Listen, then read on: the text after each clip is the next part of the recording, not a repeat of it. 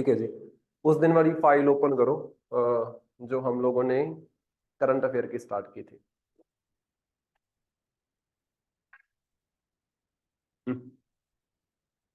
मेरे मुंह पे डस्ट भी आई और फिर भी नहीं बंद हुआ ये।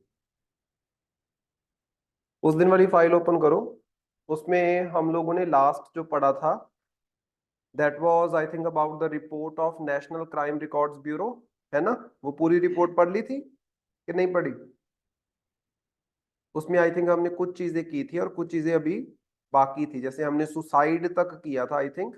उसके आगे देखो, जो एस्केलेटिंग क्राइम्स अगेंस्ट एससीज एंड एसटीज, तो बड़ा इंपॉर्टेंट है, आपको पता होना चाहिए।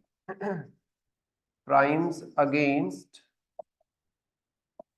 एससीज एंड एसटीज।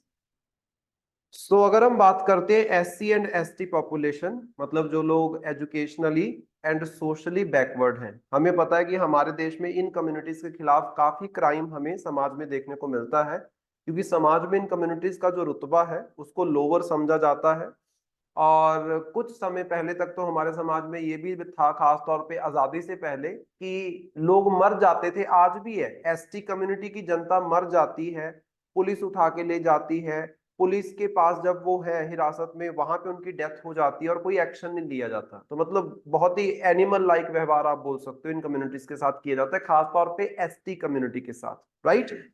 सो उनके खिलाफ अगर हम क्राइम्स की बात करते हैं तो नंबर 1 पॉइंट देखो, crime in India report highlighted an overall increase in crimes and atrocities against schedule caste and schedule tribe persons.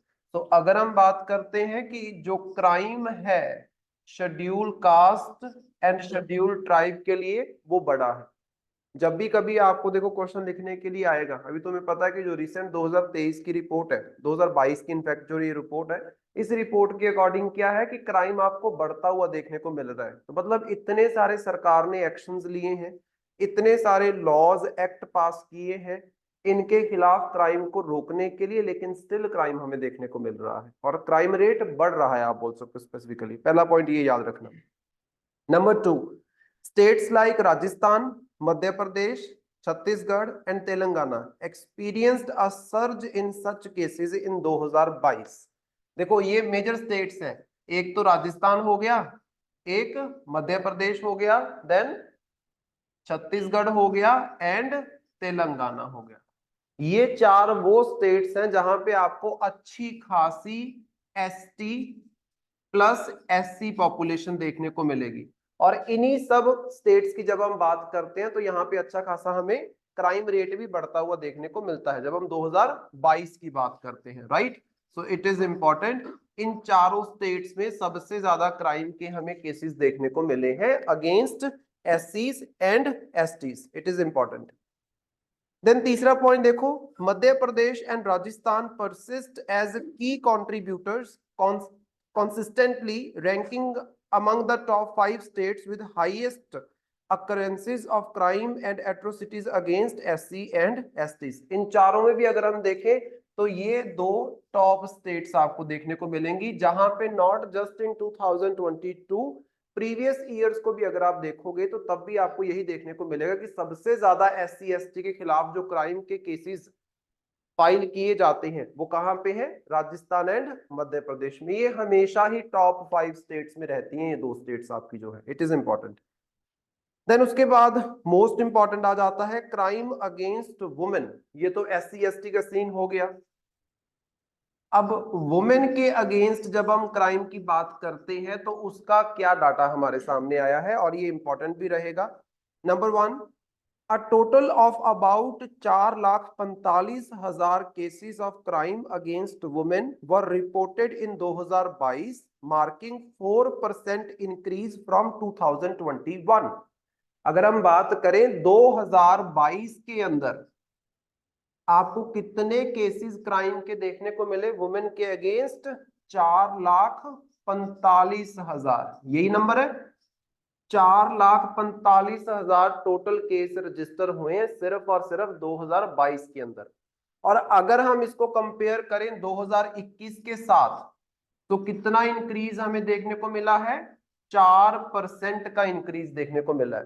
तो मतलब सरकार की इतनी सारी कोशिशों के बावजूद भी आपको क्या देखने को मिल रहा है, SC ST वुमेन जो वल्नरेबल सेक्शन ऑफ सोसाइटी में आते हैं उनके खिलाफ क्राइम रेट बढ़ता ही जा रहा है। हालांकि ओवरऑल मैंने आपको बताया कि क्राइम रेट कम हुआ है, बट इनके सिनेरियो में कम नहीं हुआ है, वो बढ़ रहा है, ओवरऑल कम हुआ है। Then second point, dominant reasons including cruelty by husband. यही रीजंस होते हैं वुमेन के अगेंस्ट जो क्राइम है, या तो हस्बैंड मारता पीटता है और हिज रिलेटिव्स या उसके माँ बाप घर वाले मारते पीटते हैं। Then kidnapping, abduction of women, assault on women with intent of outrage of her modesty. तो मतलब यही है जो केसेस आपको देखने को मिलते हैं कि रेप हो गया, हरासमेंट होगी, जो वुमेन है उनको किडनैप कर लिया, राइट, किडनैप करके रेप किया देन छोड़ दिया, ये सब क्राइम आपको देखने को मिलता है। ये सारी चीजें हमें देखने को मिलती हैं। देन उसके बाद एक और वल्नरेबल सेक्शन है, that is children. That is also very much important, क्योंकि हमारे देश में ना रिसेंटली हमें बड़ी रिपोर्ट्स देखने को मिली, बड़ी न्यूज देखने को मिली कि छोटी छोटी बच्चियों का जो है वो रेप होता हुआ आपको देखने को मिलता है। और इसके अलावा नॉट जस्ट गर्ल्स, बॉयज के साथ भी आप बोल सकते हो ये रेप के सिनेरियोस आपको देखने को मिलेंगे, जो छोटे लड़के हैं आप बोल सकते हो। इनफैक्ट हमारे देश के अंदर एक सरप्राइजिंग डाटा मैं आपको बताऊं तो हर मिनट जो हम बोल देते हैं कि रेप होता है एंड ऑल ये सारी चीजें, ये जो हम हरासमेंट की बात करते हैं ना कि सेक्सुअली किसी को हरास करना, हमारे देश में जो बच्चे हैं जो 14 साल से कम है, अगर आप डाटा उठा के देखोगे तो लड़कियों से ज्यादा लड़कों के साथ सेक्सुअल हरासमेंट होती है। ये हमारे देश का सिनेरियो है। बट बात ये है कि उस चीज की रिपोर्टिंग बहुत कम होती है, क्योंकि कोई सोच ही नहीं सकता कि ये चीज लड़के के साथ भी हो सकती है। जब होती है तो लोग सरप्राइज हो जाते हैं, बट केसेस आपको ज्यादा देखने को मिलेंगे। तो मतलब क्या है, जब हम चाइल्ड की बात करते हैं सो चाइल्ड्स के अगेंस्ट भी हमें जो क्राइम है वो देखने को मिल रहा है। उसका क्या सिनेरियो बताया, cases of crimes against children showed an increase of 8.7% compared to 2021. A majority of these cases are related to kidnapping and abduction. तो यहाँ पे देखो 8.7% इंक्रीज हमें देखने को मिला है 2022 के अंदर, अगर हम इसको कंपेयर करते हैं 2021 के साथ। तो मतलब क्या है, जो वल्नरेबल सेक्शन है इसमें एक और आता है, दैट इज बुजुर्ग। चार होते हैं majorly, women, children, SC ST मतलब जो बैकवर्ड क्लासेस है, और एट द एंड आपके पास क्या है, ओल्ड एज। ये चार के खिलाफ हमेशा हमें क्राइम अच्छा खासा देखने को मिलता है। और इस बार की रिपोर्ट भी यही बता रही है, हर जगह देखो SC ST के अगेंस्ट भी क्राइम इंक्रीज हुआ, वुमेन के अगेंस्ट भी क्राइम इंक्रीज हुआ, एंड चिल्ड्रंस के अगेंस्ट भी जो क्राइम रेट है वो इंक्रीज हुआ है। सिंपल चीज। नेक्स्ट आ गया हमारे पास, देखो crime against senior citizens. Senior citizens मतलब जो एज्ड है उनके खिलाफ देखो आपको 9% इंक्रीज देखने को मिलेगा।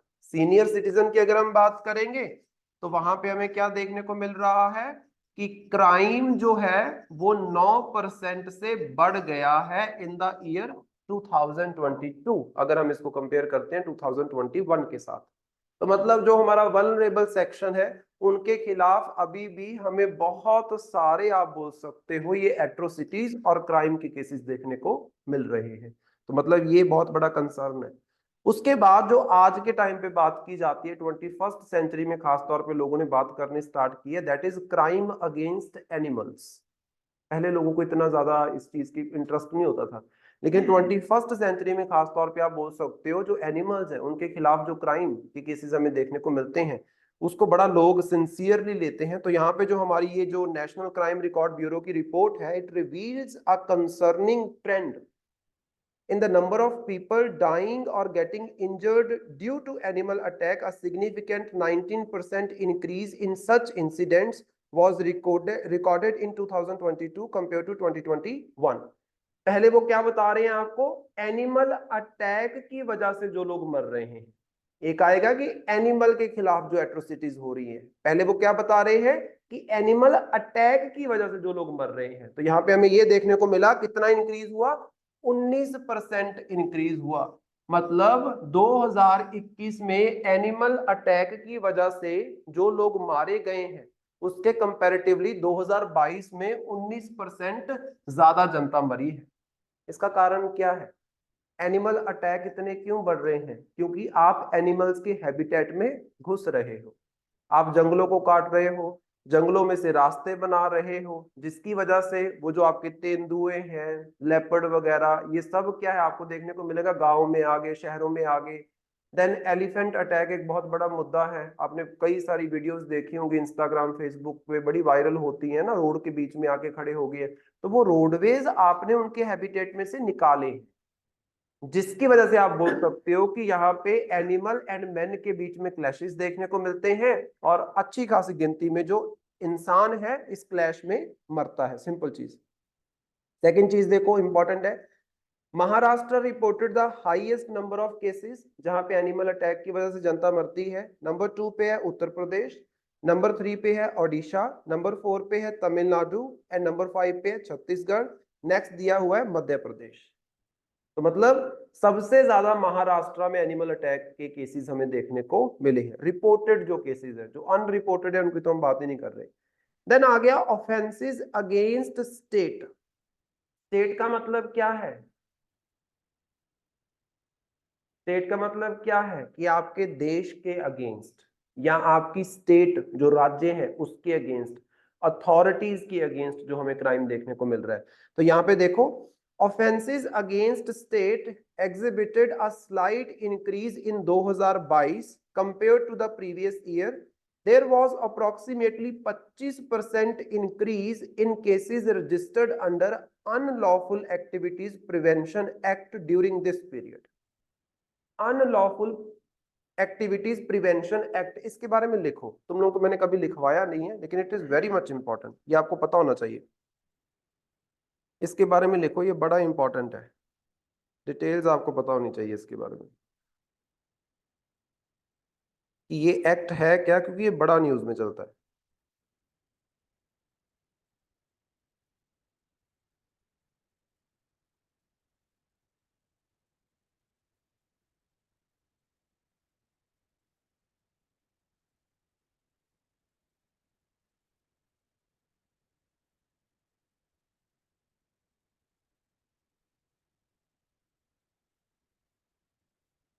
ठीक है जी, लिखो फिर,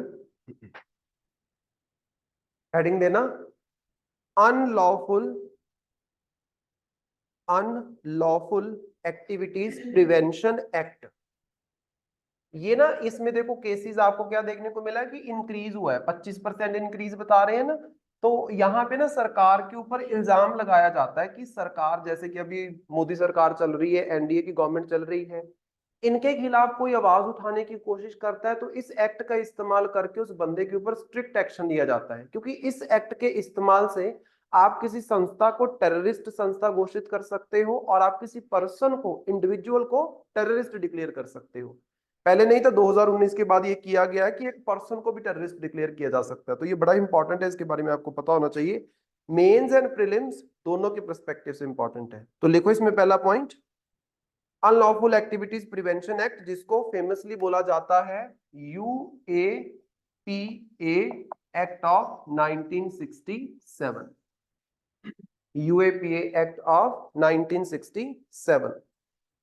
तो लिखना इसमें, it was first enacted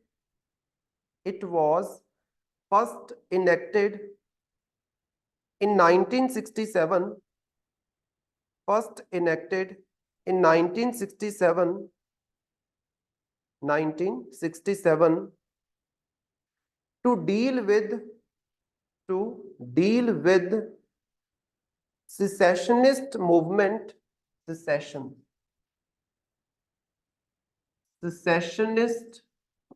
movements। secessionist movement मतलब जो देश के खिलाफ अलग अलग मूवमेंट्स खड़ी हो रही थी, जिसके तहत वो देश को तोड़ना चाहते थे, देश की एकता को भंग करना चाहते थे, देश की यूनिटी को खराब करना चाहते थे। तो 1967 में इस एक्ट को पहली बार पास किया, बाद में इसमें अमेंडमेंट भी हमें देखने को मिलेगी। किसके खिलाफ? सिसेशनिस्ट मूवमेंट। सिसेशनिस्ट मतलब जो देश को तोड़ना चाहते हैं, देश को कमजोर करना चाहते हैं, देश की एकता को, यूनिटी को, इंटीग्रिटी को भंग करना चाहते हैं। सिंपल चीज। जैसे फॉर एग्जांपल खालिस्तान की मूवमेंट देखो क्या है, नागा मूवमेंट जो है क्या है, अभी रिसेंटली जो मणिपुर के अंदर हो रहा है क्या है, वो सब सेसेशनिस्ट मूवमेंट। असम के अंदर बोडोलैंड का जो इशू है वो क्या है, जो आपको नक्सलवाद देखने को मिलता है वो क्या, ये सब सेसेशनिस्ट एक्टिविटीज है अगर देखी जाए तो, क्योंकि देश की एकता इंटीग्रिटी को भंग करती है। Secessionist movement and anti national activities and anti national activities, it is important. आजो आजो बेशर्मो, इतना लेट, जल्दी से करो नोटबुक पे।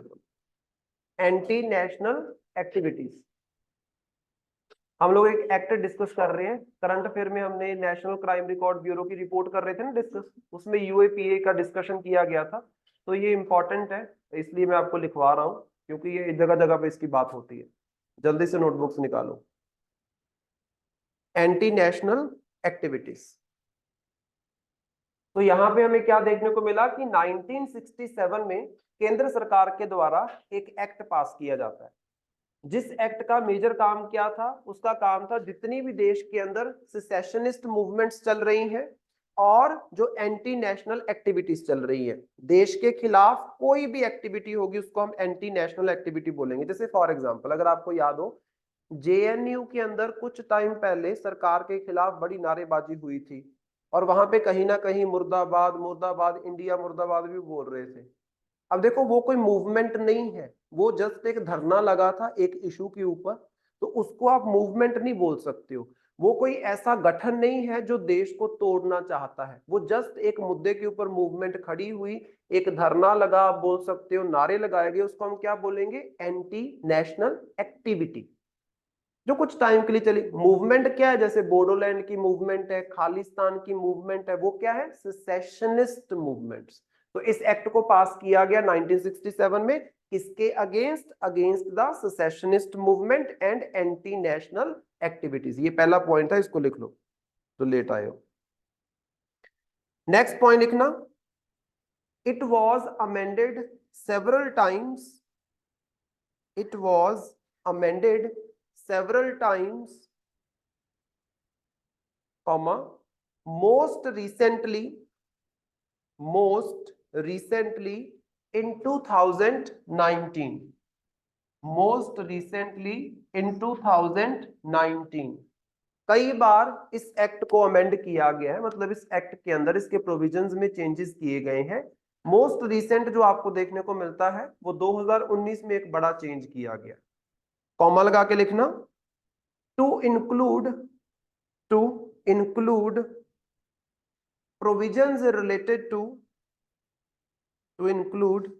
provisions related to terrorist financing,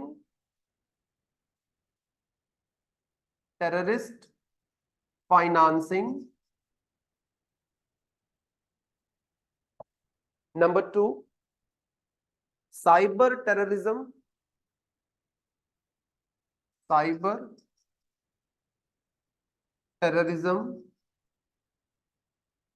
number 3 individual designation,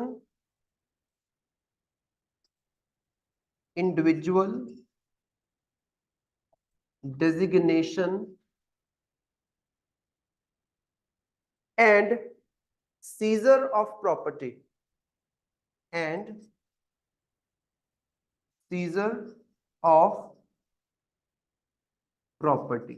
ये कुछ मेजर प्रोविजंस है जो 2019 के अंदर ऐड किए गए हैं, बड़ा इंपॉर्टेंट है। ध्यान से अगर आप इस चीज को देखोगे, नंबर 1 तो आपने क्या है, टेररिस्ट फाइनेंसिंग के कुछ क्लॉजेस को यहाँ पे लिखा गया। जैसे फॉर एग्जांपल अगर कोई बिजनेस, कोई पर्सन पाया जाता है कि वो टेररिस्ट को पैसा प्रोवाइड कर रहा है, तो उस एक्टिविटी को सेसेशनिस्ट एक्टिविटी या फिर आप बोल सकते हो एंटी नेशनल एक्टिविटी में कंसीडर किया जाएगा और उस बिजनेस, उस पर्सन के ऊपर अकॉर्डिंगली इस एक्ट का इस्तेमाल करते हुए एक्शन लिया जाएगा। एक्शन बहुत स्ट्रिक्ट होता है क्योंकि देश को तोड़ने की बात की जा रही है। नंबर 2 है साइबर टेररिज्म, बड़ा इंपॉर्टेंट है। ये क्यों ऐड किया गया? क्योंकि इससे पहले इस तरीके का टेररिज्म होता ही नहीं था। आप देखो साइबर टेररिज्म में क्या है, आपने बड़ा कुछ देखा होगा। कुछ दिन पहले मेरी एक स्टूडेंट ने स्टेटस डाल रखा था, उस स्टेटस के अंदर किसी का स्क्रीनशॉट था। उसको क्या किया गया, उसको मैसेज भेजा गया इंस्टाग्राम के ऊपर, वो उसकी छोटी छोटी बच्चियां उसकी वो फोटोज अपलोड करती है, उसको मैसेज भेजा गया कि आपकी बच्चियां बहुत प्यारी हैं लेकिन आपको चाहिए कि आप इस्लाम को कबूल कर लो, एंड ब्ला ब्ला धमकियां दे रहे थे। समझ रहे हो? धमकियां दे रहे थे आप इस्लाम को कबूल कर लो, ऐसे वैसे ये वो, इस तरीके की एक्टिविटीज। ये सब क्या है? Cyber terrorism. या फिर आप देश की सरकार के खिलाफ मूवमेंट खड़ी कर देते हो ऑनलाइन। जैसे कुछ टाइम पहले लोकसभा में इल्जाम लगाया गया था कांग्रेस के ऊपर कि ये चाइना के साथ मिलके anti BJP anti NDA movement चला रही है ऑनलाइन। ये जो आपका टिकटॉक वगैरह बैन किया गया है, इसके कई सारे कारण हैं। उसमें से एक कारण ये भी है कि चाइना के पास एक्सेस रहता है हमारी जनता का। समझ रहे हो? तो वो सब साइबर टेररिज्म में आ जाता है। बहुत सारी एक्टिविटीज इसमें हो सकती है, कोई भी ऐसी एक्टिविटी जिसमें आप ऑनलाइन प्लेटफॉर्म का इस्तेमाल करके सामने वाले देश को नुकसान पहुंचाना चाहते हो, वहां की सरकार को नुकसान पहुंचाना चाहते हो, वहां की जनता को नुकसान पहुंचाना चाह सकते हो, कुछ भी हो सकता है। तीसरा है इंडिविजुअल डेजिग्नेशन। इससे पहले 2019 से पहले आप किसी संस्था को टेररिस्ट संस्था डिक्लेयर कर सकते थे, लेकिन 2019 में बोला गया कि आप किसी इंडिविजुअल बंदे को भी एक टेररिस्ट डिक्लेयर कर सकते हो। पहले हमारे देश में ऐसा नहीं था, इंडिविजुअल पर्सन को कभी टेररिस्ट डिक्लेयर नहीं कर सकते थे, लेकिन 2019 के बाद से कर सकते हो। सो इंडिविजुअल डेजिग्नेशन मतलब इंडिविजुअल पर्सन को टेररिस्ट घोषित कर देना। और लास्ट है सीजर ऑफ प्रॉपर्टी। अब देखो सिंपल सी चीज है, जो बंदा टेररिस्ट एक्टिविटीज में इन्वॉल्व है ऑटोमेटिकली उसको आप पकड़ोगे, जेल में डालोगे, उसकी जो प्रॉपर्टी है उसको आप जब्त कर लोगे। कौन जब्त कर लेगा? सरकार। तो वो सारे क्लॉजेज जो हैं उसको ऐड किया गया 2019 के अंदर। नेक्स्ट पॉइंट लिखो।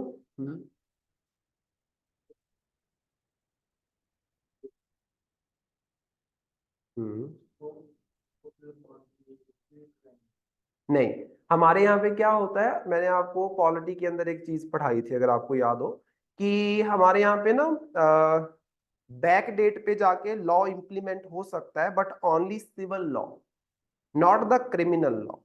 क्रिमिनल लॉ बैक डेट पे जाके इंप्लीमेंट नहीं होता। मतलब क्या है, 2019 के बाद जो केसेस आएंगे उसमें ये वाले सारे क्लॉजेस इंप्लीमेंट होंगे। उससे पहले अगर कोई केस चल रहा है, क्योंकि ये क्रिमिनल एक्टिविटी होगी, आप बोल सकते हो क्रिमिनल केस हो गया, बैक डेट पे जाके, जैसे 2019 से पहले मान लो 2018 में किसी बंदे के ऊपर आपने कोई इल्जाम लगाया यूएपीए के अकॉर्डिंग, उसको अगर आप सजा दोगे तो वहां पे आप इन चीजों को कंसिडर नहीं करोगे, क्योंकि क्रिमिनल लॉज जो होते हैं वो बैक डेट पे जाके इंप्लीमेंट नहीं होते हैं, सिविल लॉज हो सकते हैं। तुम लोग मुझे आर्टिकल बताओ, कौन से आर्टिकल में बताया था?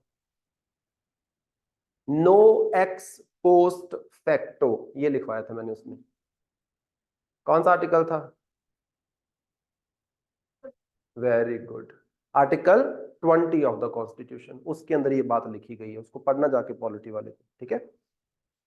नेक्स्ट लिखो, it empowers the national investigation agency, it empowers the national investigation agency, bracket में लिख लेना NIA, national investigation agency, to investigate, to investigate and prosecute, and prosecute, PROSECUTE, prosecute cases under, to prosecute cases under UAPA across India, UAPA across India. तो कौन सी agency है जो इन cases को संभालती है? That is national investigation agency. Important है, इसके बारे में भी आपको पता होना चाहिए। नेक्स्ट पॉइंट देखो, this act provides for, this act provides for death penalty, provides for death penalty, comma, lifetime imprisonment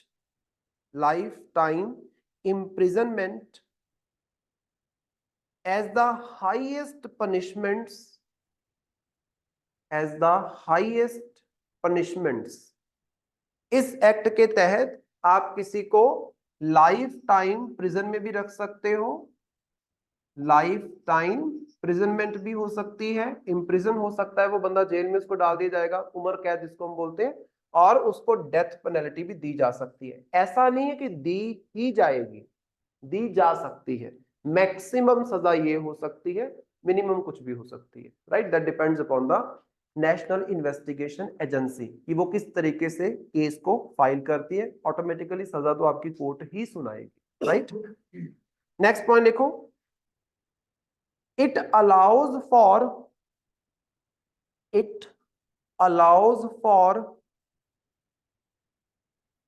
detention of suspect, without charge or trial, detention of suspects without charge or trial for up to 180 days, for up to 180 days। Detention के बारे में भी मैंने आपको एक article पढ़ाया था, बताओ मुझे जरा कौन सा आर्टिकल है?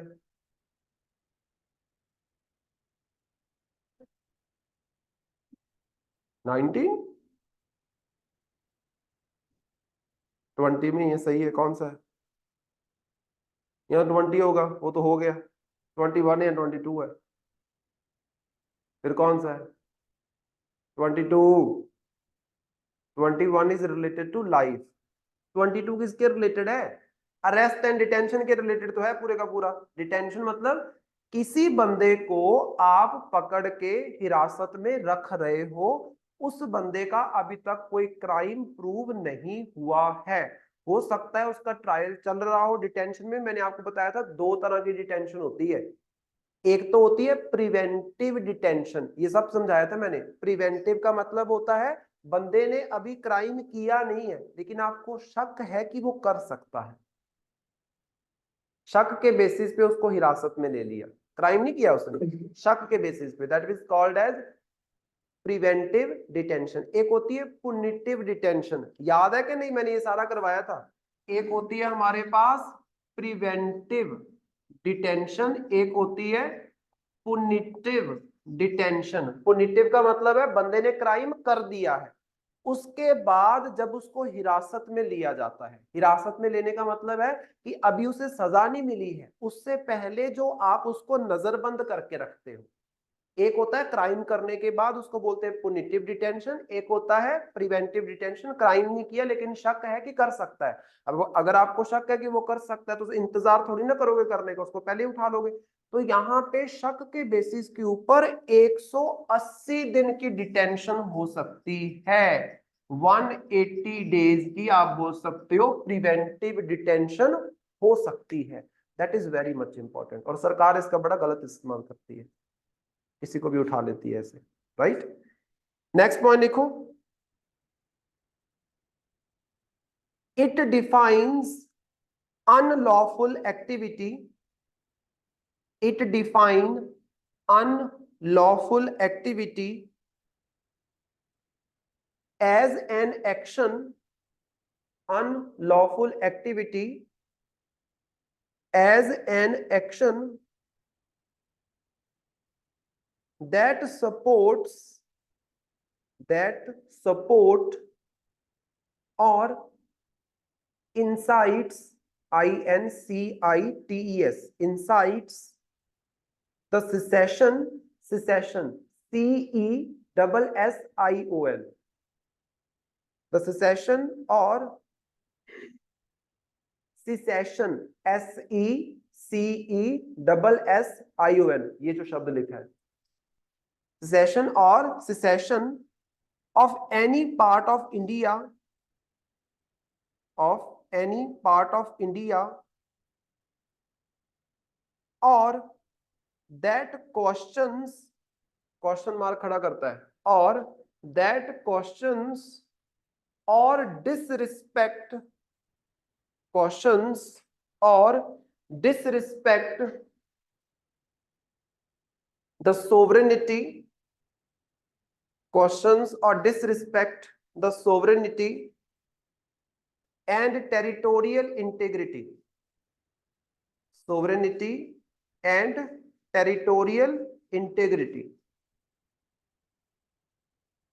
वो बोल रहे हैं कि कोई भी ऐसा एक्शन या कुछ ऐसी बोली हुई बात जो वैसा कुछ करवा सकती है, इंसाइट करना मतलब किसी को उत्साहित करना वो काम करने के लिए, वो हेट स्पीच हो सकती है, वो नारे हो सकते हैं, राइट।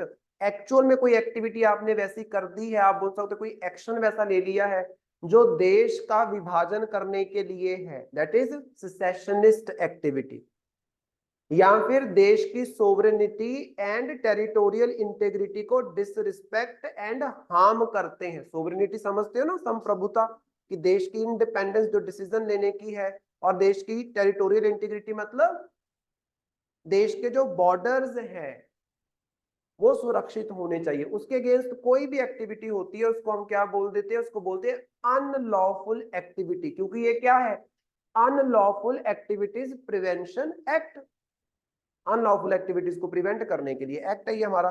नेक्स्ट पॉइंट देखो, इट डिफाइंस टेररिज्म, टेररिज्म को ये कैसे डिफाइन करता है, it defines terrorism as any act, as any act that causes, any act that causes or intend to causes, yeah, intend to cause, not causes, intend to cause death or injury, intend to cause death or injury to any person, to any person, or damage or destruction, or damage or destruction of any property, any property, or that threatens, or that threatens the unity, comma, security or economic stability of India, economic stability of India or any other country, or any other country।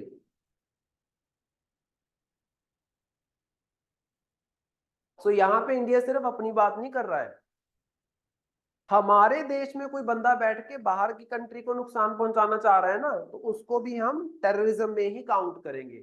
सिर्फ ये नहीं कि हमारे देश के खिलाफ जो होगा वही, बाहर की किसी कंट्री के खिलाफ भी हमारे यहाँ पे कुछ चल रहा है या किसी और जगह पे कुछ चल रहा है तो उसको हम टेररिस्ट ही बोलते हैं। तो ये एक्ट ने डेफिनेशन दी है, इन डेफिनेशंस को रट लेना। अनलॉफुल एक्टिविटी किसको बोला जाएगा, टेररिज्म किसको बोल, टेररिज्म में देखो उन्होंने क्या बोला है, एनी एक्शन, कोई भी ऐसा काम जो क्या कर सकता है, कॉजेज और इंटेंड टू कॉज, या तो कोई बात खड़ी कर देता है या फिर वैसा कुछ करने की मंशा रखता है, डेथ और इंजरी ऑफ एनी पर्सन, किसी पर्सन की डेथ हो जाती है, किसी पर्सन को नुकसान पहुंचाया जाता है, या फिर किसी की प्रॉपर्टी को डैमेज किया जाता है, या फिर देश की यूनिटी, सिक्योरिटी, इकोनॉमिक स्टेबिलिटी को हार्म करने की कोशिश की जाती है, या किसी दूसरी कंट्री के लिए ये सब कुछ किया जाता है, तो उस एक्टिविटीज को ये एक्ट क्या बोलता है कि ये टेररिज्म है, ये टेररिस्ट एक्टिविटी है। ये क्लियर रखना है दिमाग में, राइट। नेक्स्ट पॉइंट लिखो,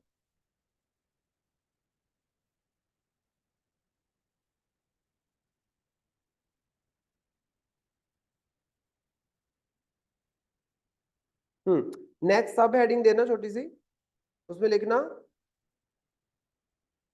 arguments in favour and against the act, arguments in favour and against the act. तो हम यहां पे कुछ बातों को जानेंगे जो इस एक्ट के सपोर्ट में या इस एक्ट के अगेंस्ट है, राइट। नंबर 1 हम फेवर्स के बारे में लिख देते हैं, आर्ग्यूमेंट्स इन फेवर। नंबर 1 तो हमारे पास क्या आ जाएगा, national security. Arguments in favour में क्या आ जाएगा, नंबर 1 नेशनल सिक्योरिटी। ऑटोमेटिकली आप नेशनल सिक्योरिटी को ही तो यहां पे प्रमोट करना चाहते हो ना। तो फेवर की जब हम बात करते हैं, नंबर 1 इज नेशनल सिक्योरिटी, क्योंकि आपके पास आता है क्वेश्चन क्रिटिकली एनालाइज करो, फिर पॉजिटिव नेगेटिव बताने पड़ेंगे। पहली बात तो ये नेशनल सिक्योरिटी को प्रमोट करता है, तो ये सही है। Number 2 counter terrorism measures, counter terrorism measures, मतलब इसके अंदर कुछ ऐसे स्टेप्स बताए गए हैं जो टेररिज्म को काउंटर करने के लिए, कंट्रोल करने के लिए चाहिए हमें। Number 2 preventive detention, that is also good. Preventive detention मतलब क्या है कि आप क्राइम होने से पहले शक के बेसिस पे किसी को अरेस्ट करते हो, तो मतलब आप उस क्राइम को होने से बचा लेते हो, वो भी तो अच्छी चीज ही हुई ना, बुरी चीज थोड़ी ना। Then global commitments, global commitments बड़ा सिंपल है। हम जो जगह जगह पे बोलते हैं कि वर्ल्ड की पीस एंड सिक्योरिटी को मेंटेन करेंगे, आर्टिकल 51 जो हमारा है वो भी इसी के बारे में बात करता है कि वर्ल्ड लेवल पे पीस एंड सिक्योरिटी को मेंटेन करना है। तो टेररिज्म वाली डेफिनेशन में देखो इस एक्ट ने क्या बोला कि किसी दूसरी कंट्री के खिलाफ भी ऐसा कुछ होता है तो उसको भी हम टेररिस्ट एक्टिविटी ही मानेंगे। तो मतलब क्या है, वर्ल्ड लेवल पे हमने जो यूएन को पीस कीपिंग का प्रॉमिस किया है, बाकी कंट्रीज को जो पीस कीपिंग का प्रॉमिस करते हैं, पीसफुल एग्जिस्टेंस का प्रॉमिस करते हैं, वो पूरा करने में ये हमें हेल्प करेगा, क्योंकि ये उन सारी एक्टिविटीज को बंदिश लगाता है, उन एक्टिविटीज के ऊपर जो इस पीस को बिगाड़ सकती है, सिंपल चीज। देन उसके बाद है डेटरेंस, उसके बाद आ जाता है डेटरेंस, यहां पे लिख लो डेटरेंस। डेटरेंस का मतलब क्या होता है, सामने वाले को डराना।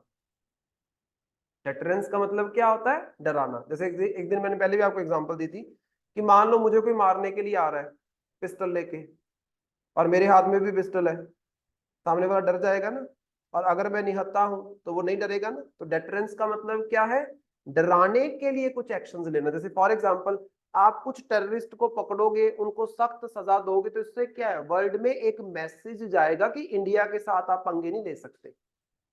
अगर कोई आपके यहाँ पे सेसेशनिस्ट मूवमेंट चलती है, जैसे खालिस्तान की मूवमेंट एक टाइम पे चली थी, तो इस तरीके से आप बोल सकते हो निपटारा किया गया कि दोबारा से पंजाब में वो मूवमेंट खड़ी नहीं हो पाई। सरकार के खिलाफ उस लेवल पे जाने से पहले सोचते हैं, आप बोल सकते हो, तभी तो इतने स्ट्रिक्ट एक्शंस लिए गए थे, आप बोल सकते हो। तो उसको बोलते हैं डेटरेंस, मतलब डरावे में रखना, सामने वाले को डरा के रखना, ठीक है। सो ये तो सारे पॉजिटिव हो गए। अब आगे हमारे arguments against the UAPA. Against में कौन कौन सी आर्गुमेंट्स हैं उसको देखो।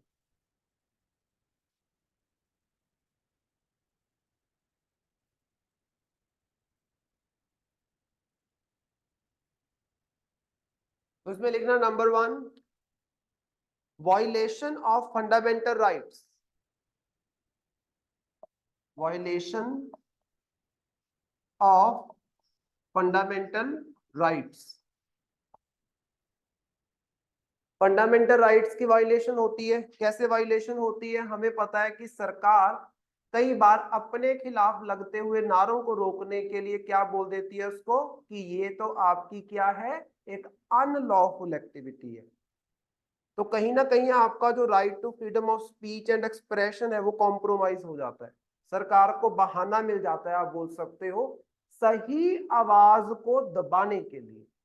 गलत को तो दबाना सही है, लेकिन सही आवाज को भी, जैसे फॉर एग्जांपल हमारे पास अधिकार है सरकार को क्रिटिसाइज करने का। आपने कितने देखे होंगे लोग, कितने प्रेस रिपोर्टर्स देखे होंगे जिनके मर्डर्स हो जाते हैं, जिनको शूट आउट कर दिया जाता है, जो क्या है सरकार को एक अच्छे खासे लेवल पे क्रिटिसाइज कर रहे होते हैं। और जो लोग अगर आज के टाइम पे आप देखो जो सरकार की धज्जियां उड़ाते हैं, मतलब जबरदस्त क्रिटिसिज्म करते हैं, वो लोग इंडिया में नहीं रहते, वो बाहर से ये सब कुछ कर रहे होते हैं, क्योंकि उनको पता है इंडिया में रहेंगे तो गड़बड़ हो सकती है। समझ रहे ये चीज? तो मतलब वो थोड़ा सा गलत हो जाता है, मतलब डेमोक्रेसी में थोड़ा इसका गलत इस्तेमाल भी हो जाता है। फंडामेंटल राइट सामने, खास तौर पे कौन सा fundamental right? Article 19 sub clause 1 sub clause A. आज सुबह सुबह मुझे मेरी सिस्टर का मैसेज आया, वो प्रोफेसर है ना, तो वो रिकॉर्डिंग्स कर रहे थे। इधर एक यूनिवर्सिटी है गुरु काशी, तलवंडी में है, आपने सुना होगा। वहां पे उनकी रिकॉर्डिंग चल रही है, क्योंकि आजकल वो ऑनलाइन लेक्चर्स मतलब करने जा रहे हैं, जैसे फॉरेन की यूनिवर्सिटीज में नहीं होता उस तरीके से। तो वहां पे उनकी रिकॉर्डिंग थी और उन्होंने मुझसे सुबह ये पूछा कि इसको प्रोनाउंस कैसे करेंगे। और वहां के टीचर्स को नहीं पता था कि इसको प्रोनाउंस कैसे करते हैं। अब तुम्हें पता है, तुम गुरु काशी के प्रोफेसर से अच्छे हो। Article 19 clause 1 sub clause A, उनको ये प्रोनाउंस करना नहीं आता कैसे। वो पता कैसे बोलते हैं? आर्टिकल 19 ब्रैकेट में एक ब्रैकेट में ए।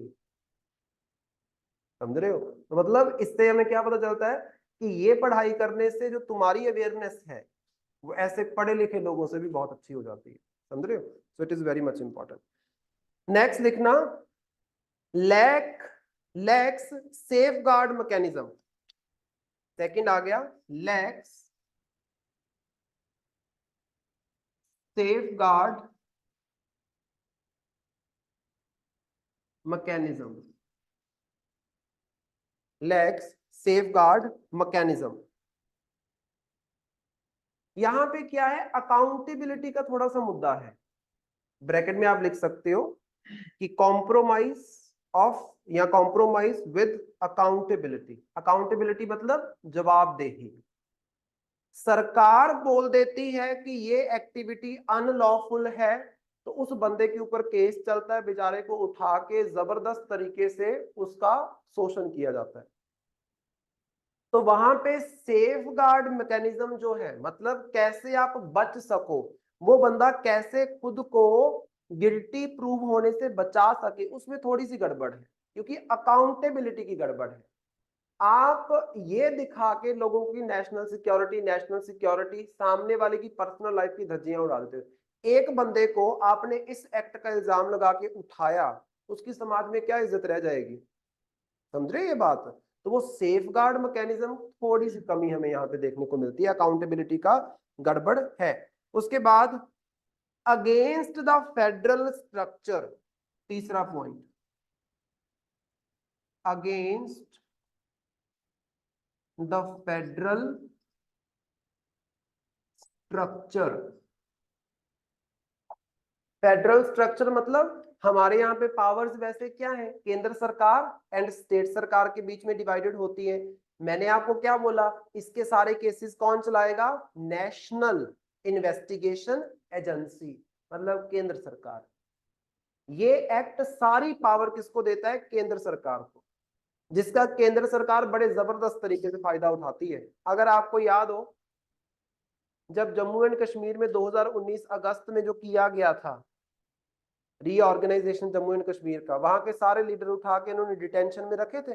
कौन से एक्ट के तहत? दिस एक्ट, कि वो लोग देश में सेसेशनिस्ट मूवमेंट ना खड़ी कर दे, कोई एक्टिविटी ना कर दे। तो मतलब क्या है, स्टेट सरकारों के खिलाफ भी, स्टेट सरकारों के लीडर्स के खिलाफ भी कई बार ऐसे एक्ट का इस्तेमाल किया जाता है। तो फेडरल स्ट्रक्चर मतलब ये जो एक्ट है ये सिर्फ केंद्र सरकार को पावर देता है, स्टेट सरकार के पास पावर नहीं रहती। तो मतलब क्या है, आपके फेडरल स्ट्रक्चर को खराब कर दिया। फेडरल स्ट्रक्चर मतलब पावर केंद्र सरकार स्टेट सरकार में डिवाइड होनी चाहिए थी। नंबर 4 और लास्ट पॉइंट लिखो, लो कन्विक्शन रेट। लो कन्विक्शन, कन्विक्शन मतलब सजा मिलना, कन्विक्शन रेट। कन्विक्शन की तो हम बात करते हैं आर्टिकल 20 के अंदर, है ना। तो इसमें लिख लो ब्रैकेट में, only 2.2%, only 2.2% cases registered under this act, only 2.2% cases registered under this act ended in conviction by courts, ended in conviction by courts, ended in conviction by courts। Bracket में लिख लेना 2016 से 2019 के बीच में जो केसेस थे, ये सीधा लिख लो, बिटवीन 2016 टू 2019। 2016 से 2019 के बीच में जितने केस इस एक्ट के अंदर रजिस्टर हुए, उसमें से सिर्फ 2.2% केसेस में ही सजा मिली है, बाकी बाइज्जत बरी हो गए हैं। तो इसका मतलब क्या हुआ, झूठे केस ज्यादा रजिस्टर होते हैं। ऐसा तो नहीं होना चाहिए था। मान लो 10 केस आपके यहाँ पे रजिस्टर हो रहे हैं, 10 में से सिर्फ 2 केसों में सजा हो रही है। 100 केस रजिस्टर हो रहा है, 10 में से 2 भी नहीं होगा, बहुत कम होगा, 1 भी नहीं होगा, आप बोल सकते हैं ना। 100 केसेस की बात करते हैं, 100 केसेस रजिस्टर हुए तो 2-3 केसेस में आप बोल सकते हैं सजा मिलेगी, बाकी सारे 98-97 केसेस जो है वहां पे बंदे बाइज्जत बरी हो रहे हैं। तो मतलब क्या है, झूठे केस ज्यादा रजिस्टर होते हैं। इसका सहारा लेके केंद्र सरकार लोगों का शोषण करती है, स्टेट की सरकारों के लीडर्स का शोषण होता है, आप बोल सकते हो। आपने ये नहीं बोलना शोषण होता है, आपने सिर्फ ये बोलना है कि conviction rate is very low, 2.2%। सामने वाला बंदा अपने आप समझ जाएगा कि ये क्या बोलना चाह रहा है, समझ रहे हो। सो ये सारे आर्गुमेंट्स हैं अगेंस्ट द एक्ट, पहले वाले थे in the favour of act. एक चीज और लिख लो लास्ट, इसमें सब हेडिंग देना, view of judiciary. View, court का इसके ऊपर क्या बोलना है, view of judiciary.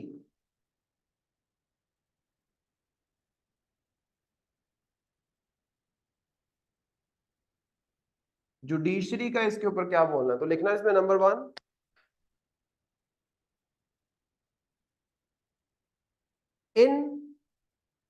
in the People's Union for Civil Liberties, the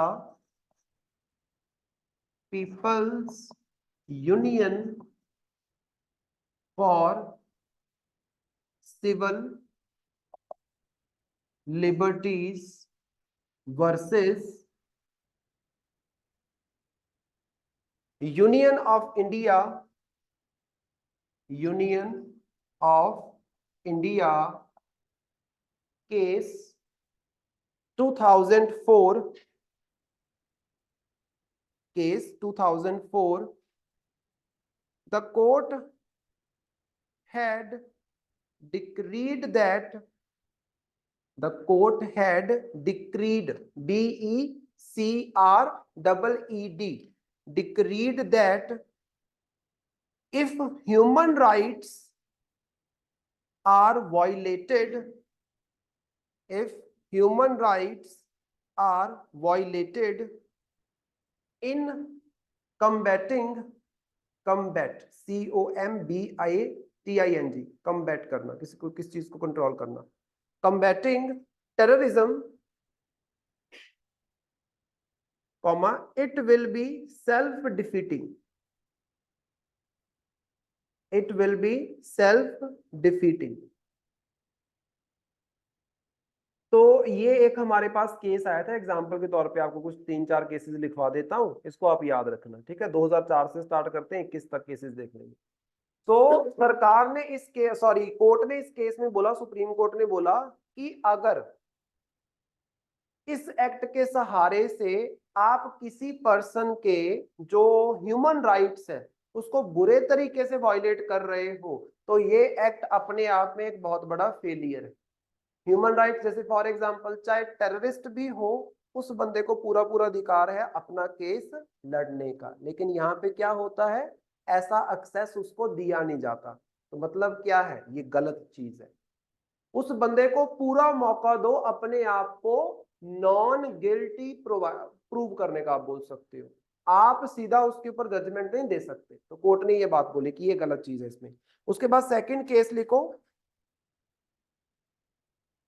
in Arup Bhuyan, Anup, Arup not Anup, Arup Bhuyan versus state of Assam versus state of Assam case 2011, supreme court ruled that mere membership, mere MERE, mere membership of banned organization, एक ऐसी organisation जिसको ban कर दिया गया है, membership of banned organization will not incriminate, not incriminate, incriminate, ये शब्द हमने पहले भी याद किया, incriminate,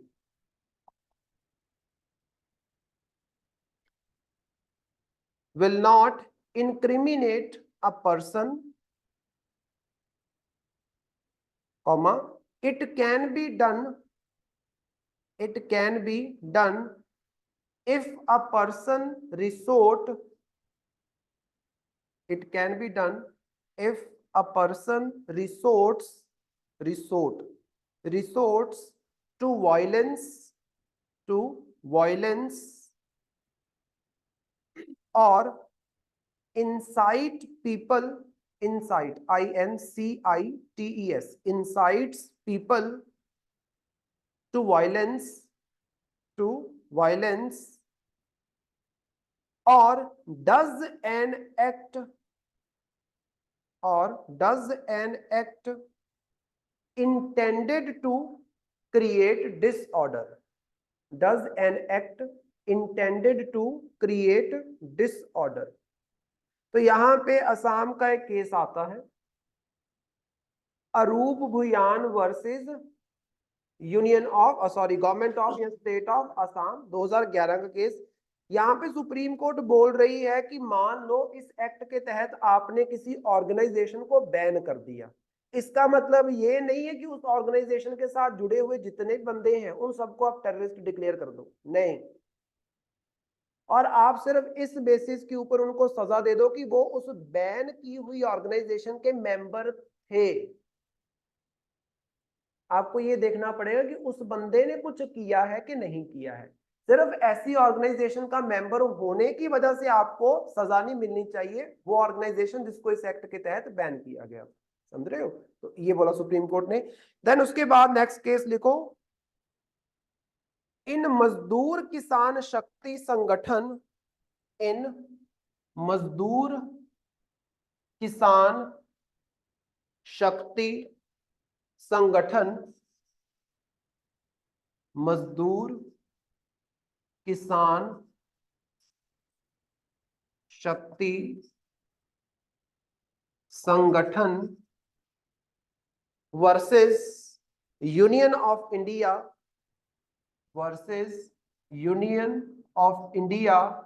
केस 2018,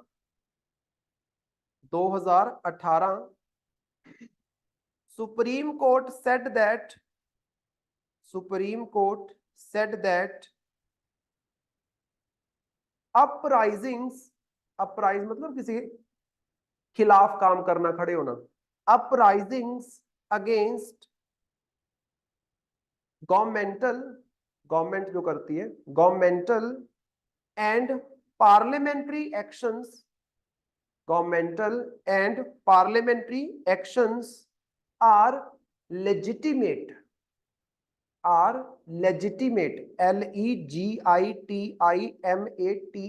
legitimate, कॉमा दो दो THOUGH दो such protest and assemblies though such protests and assemblies are supposed to be peaceful are supposed to be peaceful and non-violent peaceful and non-violent 2018 में सुप्रीम कोर्ट ने बोला कि सरकार के किसी भी एक्शन के खिलाफ खड़े होना या पार्लियामेंट के किसी एक्शन के खिलाफ किसी लॉ के खिलाफ खड़े होना, जैसे फार्मर बिल के खिलाफ जनता खड़ी हुई थी, दैट इज नॉट रॉन्ग। आपका पूरा अधिकार है उसके खिलाफ आवाज उठाने का, चाहे वो बिल वो एक्शन जितना मर्जी अच्छा क्यों ना हो, जनता उसके खिलाफ आवाज उठा सकती है। बट आवाज उठाते समय आपने एक बात का ध्यान देना है, जो भी मूवमेंट खड़ी करोगे वो पीसफुल होनी चाहिए, क्योंकि article 19 sub clause 1 sub clause article 19 clause 1 sub clause A क्या बोलता है? यही तो बोलता है कि आप किसी के खिलाफ धरना लगा सकते हो, ये सब कर सकते हो। फिर क्लॉज बी पे आओ, सब क्लॉज बी पे आओ, उसमें क्या बोला जाता है? आप असेंबलीज बना सकते हो, इकट्ठे हो सकते हो, बट हथियारों के बिना पीसफुल तरीके से। तो ये सब आप फिर एंजॉय कर सकते हो अगर आप पीसफुल तरीके से कर रहे हो, है ना। तो ये सरकार यहाँ पे कोर्ट ने बोला। लास्ट लिखो, union of India versus K A Najeeb case, union of India versus K A Najeeb case 2021, Supreme Court said that notwithstanding restrictions on bail, under the act, comma, courts can still allow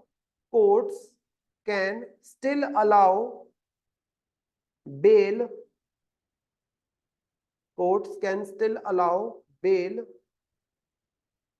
if they perceive that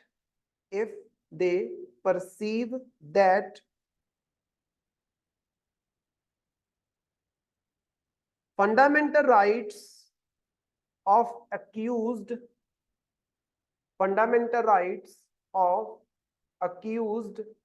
मतलब जिसको पकड़ा गया है, ठीक है। Fundamental rights of accused have been violated। Supreme court ने बोला कि हमें पता है कि 180 दिन तक बेल नहीं मिलती है, विदाउट बेल आपको पकड़ के रख सकते हैं, बताया ना मैंने ऊपर आपको, प्रिवेंटिव डिटेंशन हो सकती है, ये देखो। लेकिन अगर किसी कोर्ट को लगता है कि उस बंदे का कोई फंडामेंटल राइट हार्म हुआ है, तो वो इन 180 दिनों के अंदर भी बेल उसको दे सकती है। बट ये rare of the rarest cases में होगा, क्योंकि अगर कोर्ट बेल देने लगी तो फिर इस क्लॉज का मतलब क्या हुआ। बट अगर गलत तरीके से आप बोल सकते हो उस बंदे को पकड़ा गया है, किसी गलत मंशा से पकड़ा गया है, या फिर आप ये बोल सकते हो कि आपने किसी को प्रिवेंटिव डिटेंशन में रखा और उस दौरान उसकी मारपीट की और उसको इंजर किया, तो मतलब क्या है, आपने उसका राइट टू लाइफ हार्म कर दिया, फिर उसको बेल मिल सकती है, समझ रहे हो, फिर उसको बेल दे सकती है कोर्ट। अगर आप जस्ट पकड़ के रख रहे हो, अच्छा खाना पीना उसको दे रहे हो, कोई तंग परेशानी नहीं कर रहे, मेंटली हरास नहीं कर रहे, फिर वो जो बंदा है उसको बेल नहीं मिलेगी 180 दिन तक, समझ रहे हो। क्योंकि ये लीगल नहीं है किसी को पकड़ के उसको हरास करना, खास तौर पे जब आप डिटेंशन कर रहे हो। डिटेंशन की मतलब अभी तक प्रूव नहीं हुआ है उसका क्राइम, उसके साथ मारपीट करते हो, जबरदस्ती करते हो। क्योंकि अगर आपको याद हो आर्टिकल 20 के अंदर मैंने आपको ये भी बताया था, नो सेल्फ इंक्रिमिनेशन, मतलब अपने खिलाफ गवाही देने के लिए आप किसी को मजबूर नहीं कर सकते हो। मतलब मुझे कोई मारपीट के बोले कि तू अपने खिलाफ बोल कि मैं दोषी हूं, तो ये क्या है, ये मेरे फंडामेंटल राइट्स का हनन है। तो आपको अपने ही खिलाफ गवाही देने के लिए कोई मजबूर नहीं कर सकता, समझ रहे हो, तो वो भी फंडामेंटल राइट हार्म हो जाएगा। मारपीट करके क्या करते हैं, देखा होगा आपने टीवी सीरियल्स में, मूवीज में, सीरीज में आपने देखा होगा, ये करती है ना पुलिस वाले, आपने देखा होगा, तो वो फंडामेंटल राइट्स का हनन है, आप बोल सकते हो, राइट। तो ये 4 केसेस को आपने याद रखना है, इंपॉर्टेंट थोड़े से, right. That's it, this is important, so ये आपको पता होना चाहिए था। ये करंट अफेयर में अभी तक हमने डिस्कस नहीं किया था, इसलिए मैंने आपको लिखवा दिया, और ये वैसे भी बड़ा इंपॉर्टेंट है, ठीक है। देन उसके बाद अगर हम बात करते हैं, नेक्स्ट आ जाओ करंट अफेयर वाली फाइल पे, करंट अफेयर वाली फाइल खोलो।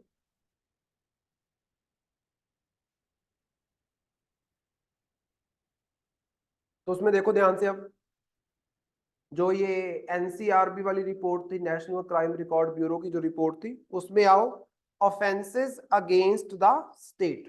तो वहां पे क्या बताया गया है, देखो ध्यान से। Offences against the state exhibited a slight increase in 2022 compare to the previous year, मतलब 2021। There was approximately 25% rise in the cases registered under Unlawful Activities Prevention Act during this period. तो मतलब क्या है, इस रिपोर्ट ने बताया कि 2021 में टोटल जितने केस रजिस्टर हुए थे वो 25% ज्यादा हैं। 2022 में जो केस रजिस्टर हुए थे वो 25% ज्यादा हैं 2021 से। कौन से केसेस, वो केसेस जो इस एक्ट के तहत रजिस्टर किए गए हैं। तो मतलब क्या है, एक तरफ आपको ये भी दिख रहा है कि कन्विक्शन रेट बहुत कम है, और ऊपर से केसेस बढ़ रहे हैं, तो मतलब सरकार जबरदस्तियां कर रही है, गलत इस्तेमाल कर रही है इस चीज का, राइट। नंबर 2 पॉइंट देखो, cases under sedition section of IPC Indian Penal Code experienced a significant decline। IPC के अंदर अगर हम बात करें, जहां तक मुझे याद है एक सेक्शन है दैट इज 124A, यही है सेक्शन 124A। इसके अंदर आईपीसी इंडियन पीनल कोड 1860 का कानून, जिसको ब्रिटिशर्स लेके आए, ये जो सेक्शन है ना, ये खास तौर पे क्यों ऐड किया गया था कि अगर सरकार के खिलाफ कोई नमक हरामी करता है, सेडिशन मतलब नमक हरामी करना, सरकार के खिलाफ बोलता है, तो उसके ऊपर केसेस रजिस्टर किए जा सकते हैं। तो मतलब क्या है, मैंने क्या बोला, आईपीसी के इस सेक्शन के केसेस कम हो गए हैं, तो मतलब सरकार टॉलरेंट हो रही है। बट मुद्दा ये है कि इधर तो टॉलरेंट होगी, लेकिन उन बेचारों को टेररिज्म वाले में फंसा दिया, समझ रहे हो, क्योंकि इसमें मौत की सजा नहीं मिलती है, इसमें इतना स्ट्रिक्ट एक्शन नहीं है इस वाले सेक्शन में, लेकिन इस वाले में बहुत ज्यादा है। तो यहाँ पे केसेस कम हो गए सेडिशन वाले, लेकिन ये टेररिस्ट एक्टिविटीज वाले बढ़ गए, अनलॉफुल एक्टिविटीज वाले बढ़ गए, समझ रहे हो, तो ये गड़बड़ है थोड़ी सी। सो नेक्स्ट अगर हम बात करते हैं, राइज इन इकोनॉमिक ऑफेंसेस, इसको देखो। तो economic offences are categorized into criminal breach of trust, forgery, cheating, fraud, counterfeiting. तो ये जो सारे केसेस अगर हम देखें, तो यहाँ पे हमें ये देखने को मिलता है कि जो आपका फॉर्जरी, चीटिंग एंड फ्रॉड है, accounted for majority of the cases. आप बोल सकते हो 1,70,901 cases, followed by criminal breach of trust 21,000 something cases है, देन आ गया काउंटर फीटिंग। अगर आप ध्यान से देखो ये है क्या, नंबर 1 देखो, क्रिमिनल ब्रीच ऑफ ट्रस्ट, मतलब किसी के साथ आपने कोई धोखाधड़ी की है, मतलब आपने किसी बंदे को कोई वायदा किया, किसी बंदे के साथ कोई कॉन्ट्रैक्ट साइन किया, बाद में आप मुकर गए, ठीक है, तो वो क्राइम में कंसिडर हो जाएगा।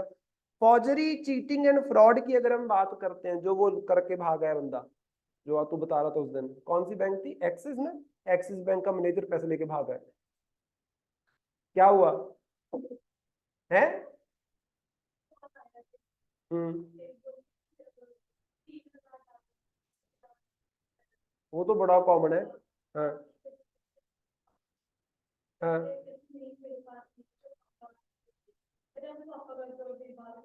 हाँ, फिर हाँ, तो ये तो बड़ा कॉमन है, ये तो बड़ा कॉमन है।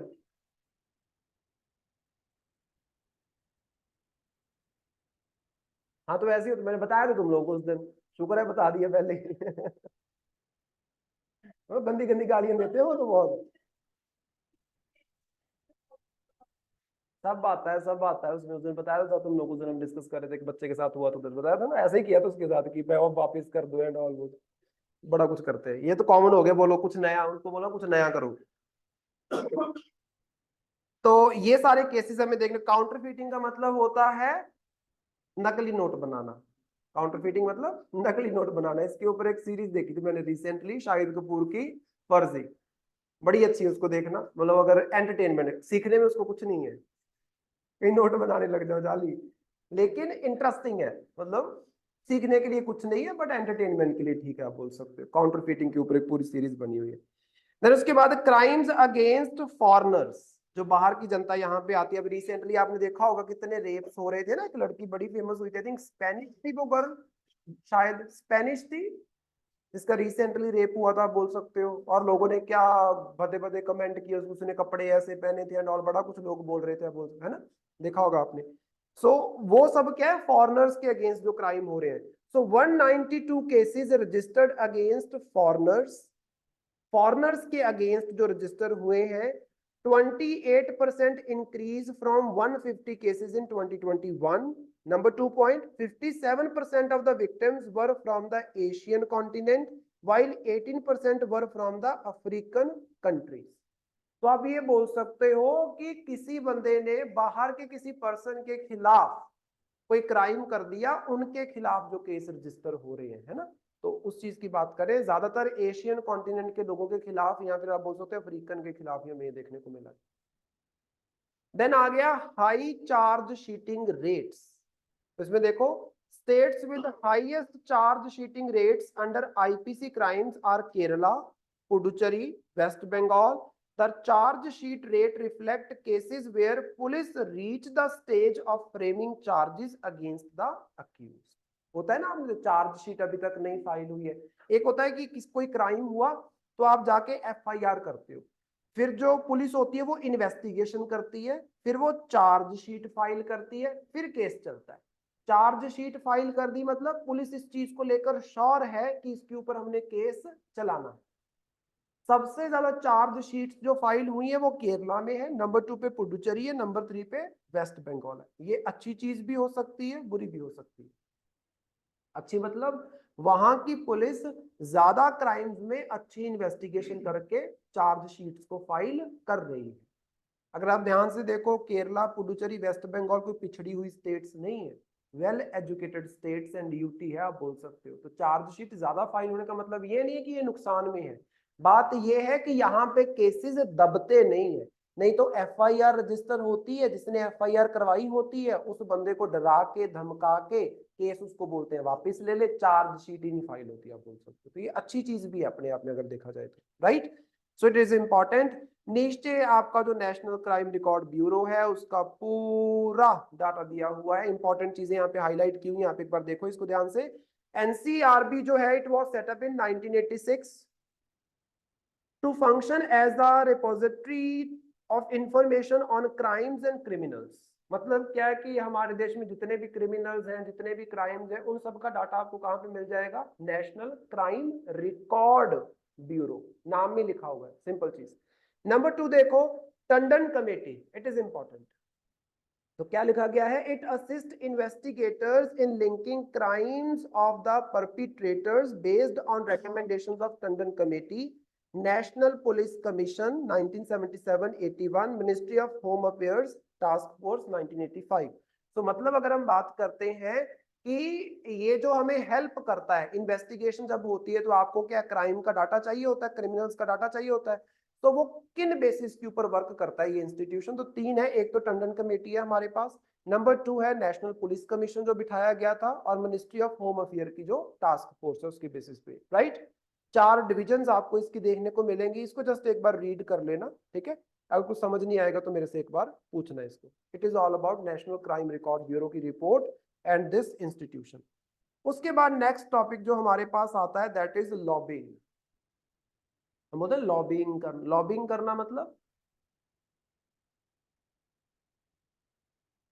बोलते हैं lobbying against somebody and all. Influence करना।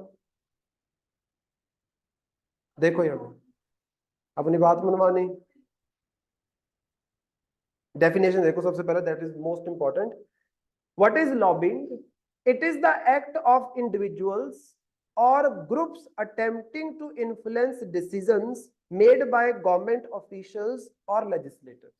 मान लो कि सरकार ने कोई डिसीजन लिया है, उस डिसीजन के खिलाफ जनता इकट्ठी होके खड़ी हो जाए और सामने वाले के ऊपर दबाव बनाने की कोशिश करे, तो उसको हम बोलते हैं लॉबिंग अगेंस्ट समबडी। मैंने बोला ना, लॉबिंग अगेंस्ट समबडी।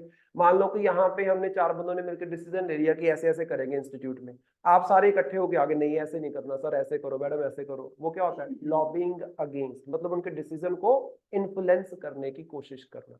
अब यहाँ पे रिसेंटली क्या हुआ, 28th कॉन्फ्रेंस ऑफ पार्टीज जो हमें देखने को मिली, कहाँ पे? दुबई में। तो वहां पे हमें ये देखने को मिला कि लॉबिंग की गई है किस चीज को लेकर? फॉसिल फ्यूल्स को लेकर। मतलब जहां पे हम कॉन्फ्रेंस ऑफ पार्टीज में, जो किसकी कॉन्फ्रेंस ऑफ पार्टी है, किसकी मीटिंग होती है? UN framework convention on climate change, जिसको हम बोल देते हैं UNFCCC। इसका काम क्या है? इसका काम है क्लाइमेट चेंज के रिलेटेड एक्शन लेना। हर साल मीटिंग होती है। अभी जो रिसेंटली हुई है हमारे पास, दैट वाज आपकी 28th मीटिंग, राइट। उसमें जहां पे एक तरफ इंडिया जैसी कंट्रीज कोशिश कर रही थी कि जो ये आपके फॉसिल फ्यूल्स है, और आप बोल सकते हो कि ये जो कोयला है, इसको रिप्लेस करके हम जो आपके रिन्यूएबल सोर्सेज है उसके ऊपर आप बोल सकते हो शिफ्ट करें, तो वहां पे कई कंट्रीज इसके खिलाफ इकट्ठी होकर खड़ी होगी, आप बोल सकते हो। दैट इज लॉबिंग की जो बात कर रहे हैं। नीचे आ जाओ, आपके पास सीधा जो दिया गया है लॉबिंग वाले में, second point, N analysis by the coalition, जिसका नाम है kick big polluters out, revealed that 2456 fossil fuel lobbyists were on the provisional participant list in COP28। COP28 में टोटल जितने बंदे आए थे उसमें से अप्रोक्सीमेटली 2456 बंदे ऐसे थे जो फॉसिल फ्यूल्स को प्रमोट करते। नंबर 2 अगर हम बात करें, surpassing the number of official indigenous representative by over 7 times. जो बाकी जनता आप बोल सकते हो वहां के बैठे हुए थे, अलग अलग कंट्रीज को रिप्रेजेंट करने वाले बैठे हुए थे, उनसे 7 गुना ज्यादा हैं ये लोग अगर देखा जाए तो, right. It is very important. Then despite 2023 being the hottest year on record, the lobbyists received more passes than the 10 countries most affected by climate change combined। ये जो लॉबिस्ट बैठे हुए हैं, जो फॉसिल फ्यूल वगैरह की बात कर रहे हैं कि ये चलने चाहिए एंड ऑल, उन लोगों को ज्यादा सपोर्ट मिला है एज कंपेयर टू वो कंट्रीज जहां पे क्लाइमेट चेंज की वजह से नुकसान हुआ है। तो मतलब जिनका नुकसान हुआ उनके ऊपर ज्यादा ध्यान नहीं दिया गया, right. The number of lobbyists exceeds those of official indigenous representative by more than 7 times। Next देखो, ethical issues with lobbying at COP28। So COP28 जो कॉन्फ्रेंस ऑफ पार्टीज 28 है, इसमें जो ये लॉबिंग की गई है, मतलब फॉसिल फ्यूल वगैरह को कहीं ना कहीं सपोर्ट करने की कोशिश की गई है, जहां पे बाकी कंट्रीज इसको रोकने की बात कर रही थी। सो इसका क्या एथिकल इशू है? Number 1, conflict of interest. Conflict of interest तो है ही है। अगर देखा जाए, जो बंदे ये सारी बातें कर रहे हैं वो कहीं ना कहीं अपने बारे में सोच रहे हैं, सामने वाले के नुकसान के बारे में सोच ही नहीं रहे। तो मतलब वो न्यूट्रल होके ये बात सामने नहीं रख रहे हैं, वो कहीं ना कहीं पक्षपात कर रहे हैं, सिंपल चीज। Number 2, influence through the trade associations. Lobbyists gain access through trade associations, potentially leveraging collective influence as seen with the International Emission Trading Association। ये जो सारे लोग हैं, ये वो लोग हैं, आप बोल सकते हो वो कंट्रीज हैं जो बहुत बड़ी ट्रेडिंग गढ़ है, आप बोल सकते हो, जिसकी वजह से जनता इनके ऊपर डिपेंडेंट है। तो ये अपनी पावर का गलत इस्तेमाल कर रहे हैं, राइट। क्लाइमेट के बारे में नहीं सोच रहे। देन क्वेश्चनेबल डेलीगेशन, जिस तरीके से यहाँ पे बातचीत की गई है, डिस्कशंस की गई है, उसके ऊपर क्वेश्चंस खड़े किए जा सकते हैं। नंबर 4, लैक ऑफ अकाउंटेबिलिटी, जवाबदेही की हमें यहाँ पे कमी देखने को मिल रही है। Calls for UNFCCC accountability framework highlight the need to address undue influence from polluting interests and ensure transparency। मतलब यूएनएफसीसी में जो आप बातें कर रहे हो इसमें जवाबदेही होनी चाहिए। आप बातें तो बड़ी बड़ी करते हो, लेकिन वहां पे ऐसे लोग इन्फ्लुएंस कर रहे हैं तो गड़बड़ हो सकती है।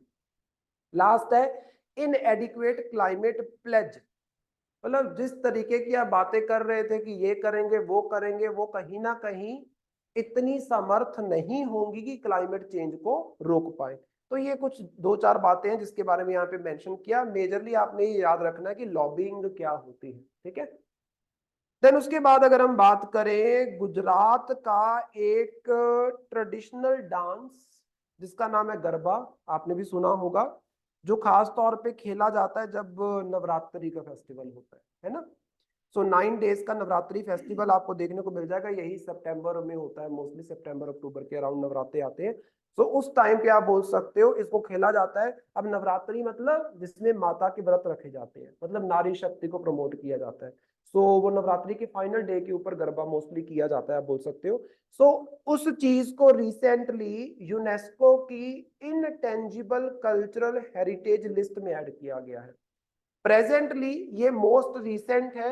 इससे पहले हमारे पास 14 इनटेंजिबल कल्चरल हेरिटेज थे। कहां पे? यूनेस्को की लिस्ट में। यूनेस्को मतलब United Nation Educational Scientific and Cultural organisation.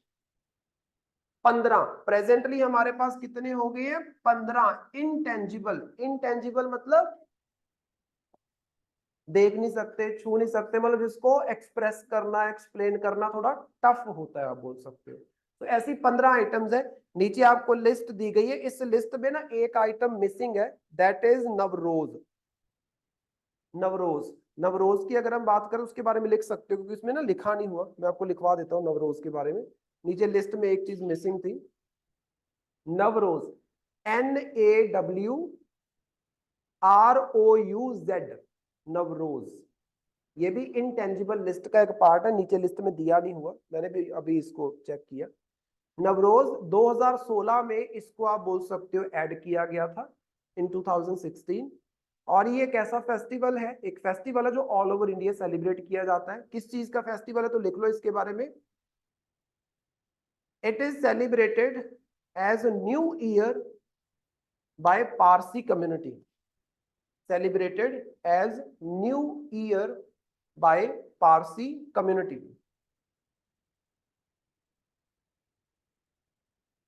Parsi community के द्वारा इसको एज अ न्यू ईयर आप बोल सकते हो सेलिब्रेट किया जाता है, ठीक है। बाकी सारे दिए, इनको याद रखना इंपॉर्टेंट है, 15 ही है, कोई ज्यादा नहीं है, याद रखने पड़ेंगे। नंबर 1 आपके पास है कुडियत्तम। कुडियत्तम की अगर हम बात करते हैं तो केरला का संस्कृत थिएटर है। केरला में संस्कृत भाषा का थिएटर है, आप बोल सकते, थिएटर समझते हो ना। नंबर 2 वैदिक चैंटिंग, जो हमारे वेदों का उच्चारण किया जाता है।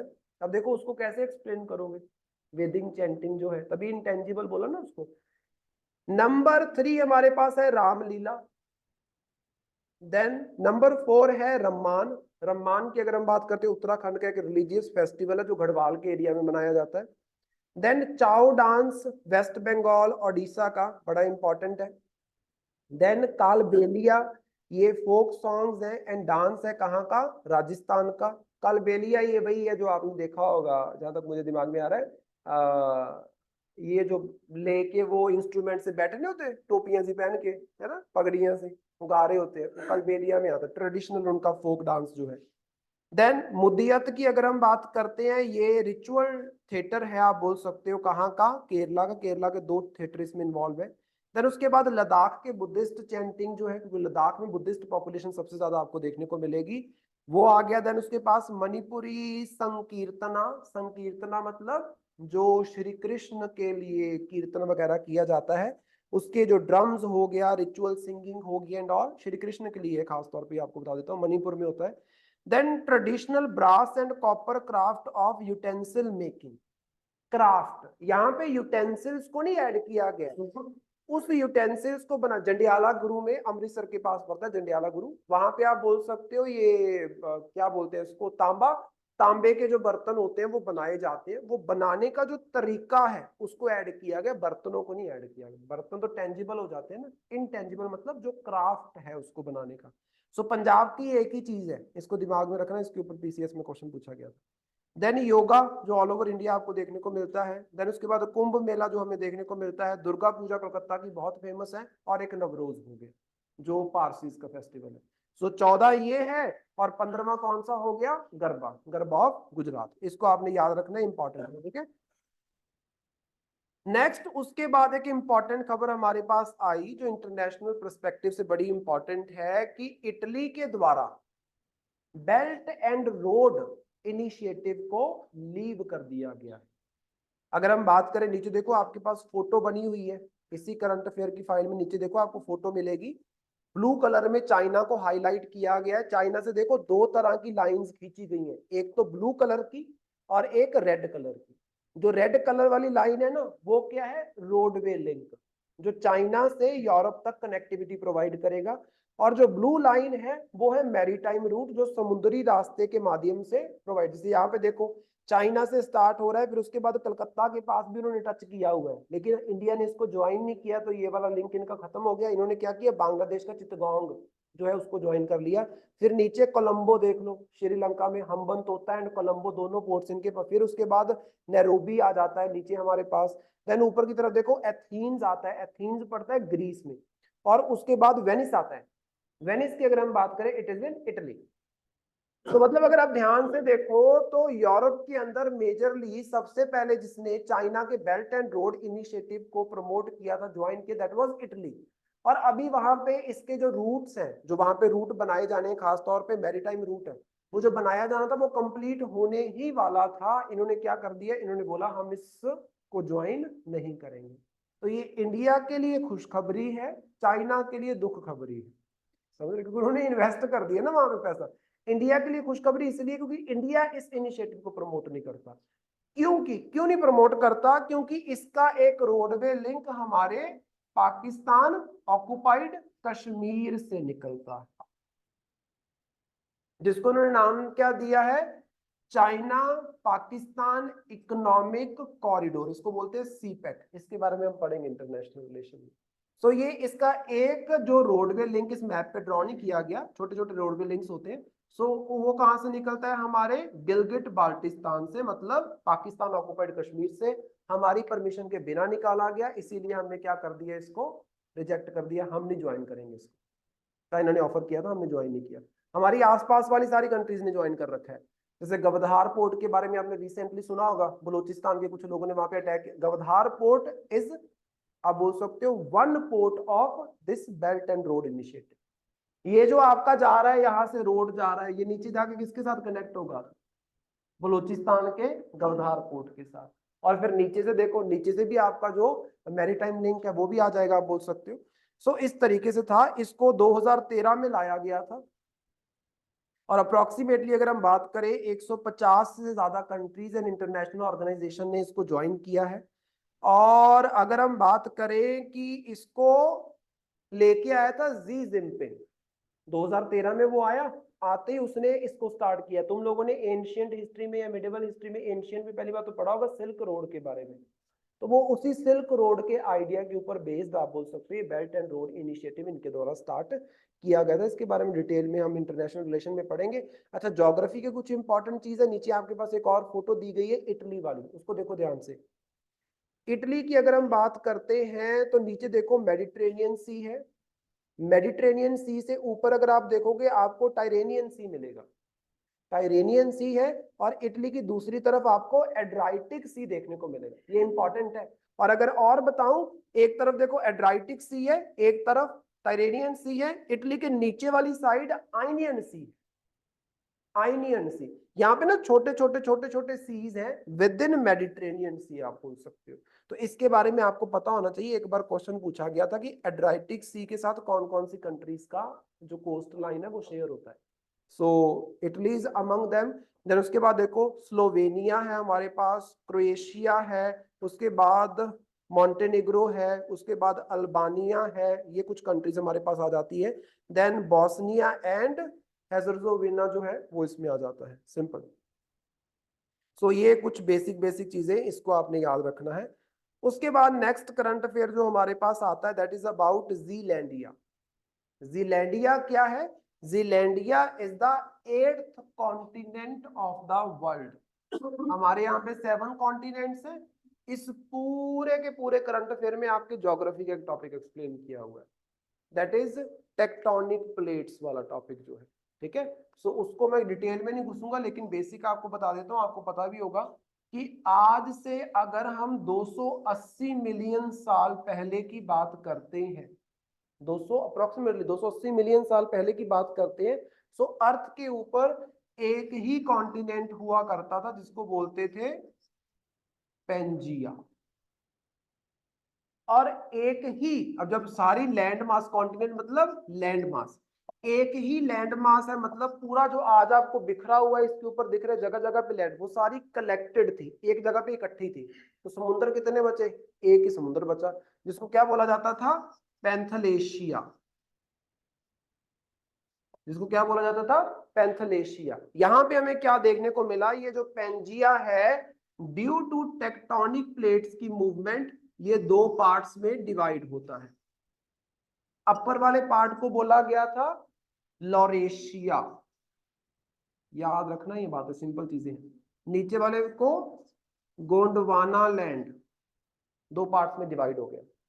आज के टाइम पे जो आपको नॉर्थ अमेरिका, जो आपको यूरोप एंड एशिया देखने को मिलता है, ये तीनों किसके टूटने से बना है? लॉरेशिया के टूटने से बना है। और जो आपको South America, then Africa, then Antarctica आप बोल सकते हो, then Australia, then India, then Zealandia,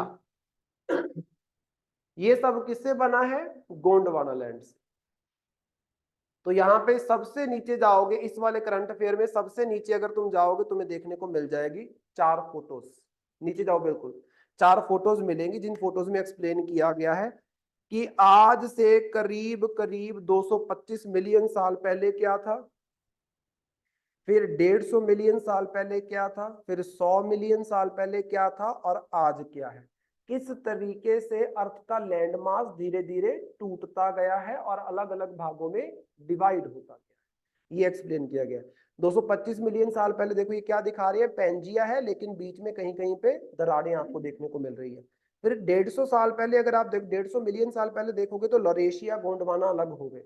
उसके बाद अगर आप देखोगे तो 100 मिलियन साल पहले नॉर्थ अमेरिका, यूरोप देखो कनेक्टेड है, north America and Europe connected है। इंडिया नीचे की तरफ घूम रहा है, अंटार्कटिका नीचे चला गया, ऑस्ट्रेलिया नीचे चला गया, साउथ अमेरिका अलग हो गया, आप बोल सकते हो। फिर आज के टाइम पे देखोगे तो अलग ही तरीका आपको देखने को मिलता है कि इंडिया ऊपर एशिया के साथ जाके कनेक्ट हो गया, ऑस्ट्रेलिया दूर चला गया, और ऑस्ट्रेलिया से पहले यहाँ पे एक कॉन्टिनेंट और निकला था, that is called as Zealandia. अब जीलैंडिया के लिए ऊपर वाला जो बड़ी फोटो है ना, उसको देखो। जीलैंडिया कहां पे है? ऑस्ट्रेलिया के पास है ये कॉन्टिनेंट, लेकिन ये दिखता नहीं है, ये पानी के नीचे सबमर्ज्ड है। बाकी सारे कॉन्टिनेंट पानी के बाहर दिखते हैं, समुद्र के बाहर, ये समुद्र के अंदर है। यहाँ पे देखो ध्यान से, इन्होंने डार्क ब्लू करके दिखाया गया है, बीच में जो इन्होंने व्हाइट दिखाया है वो है न्यूजीलैंड कंट्री। तो न्यूजीलैंड कंट्री कौन से कॉन्टिनेंट में आती है? जीलैंडिया में आती है। वैसे इसको कहाँ कंसिडर करते थे? ऑस्ट्रेलिया के, Australia continent not country, Australia continent में कंसिडर करते थे। लेकिन हमें ये पता चला अभी रिसेंटली, तो इसके ऊपर बहुत ज्यादा हमारे पास न्यूज वगैरह आई है, सब पता कर लिया इन लोगों ने। सो ये किस में आता है? जीलैंडिया में। इसके अलावा ऊपर आपके पास एक छोटा सा आइलैंड है, ध्यान से देखो, जहां पे लिखा हुआ है न्यू कैलेडोनिया। न्यू कैलेडोनिया में एक व्हाइट सा बनाया है ना छोटा सा, वो आइलैंड है। कैलेडोनिया की अगर हम बात करें, ये एक्चुअल में कहां पे मिलेगा आपको? स्कॉटलैंड में। स्कॉटलैंड मतलब यूके के ऊपर वाले एरिया में। न्यू कैलेडोनिया मतलब यहाँ पे एक एरिया खोजा यूके वालों ने और उसका नाम कैलेडोनिया रख दिया, क्योंकि उनके कंट्रोल में था, आप बोल सकते हो। सो न्यू कैलेडोनिया जो आपको दिखता है, न्यूजीलैंड जो आपको दिखता है, ये सब किसके पार्ट है? ये पार्ट है जीलैंडिया कॉन्टिनेंट के, जो समुद्र के नीचे दफन हो चुका है। और रिसेंटली जो स्टडी हुई है उसमें यह बताया गया कि इसका टोटल एरिया जो है वो है 5 million square kilometre. 5 million kilometre ऐसे, 5 मिलियन किलोमीटर ऐसे, मतलब 5 मिलियन किलोमीटर की 4 साइड्स बना दो स्क्वायर की, तो टोटल जो एरिया बीच में आएगा that is called as 5 million square kilometre.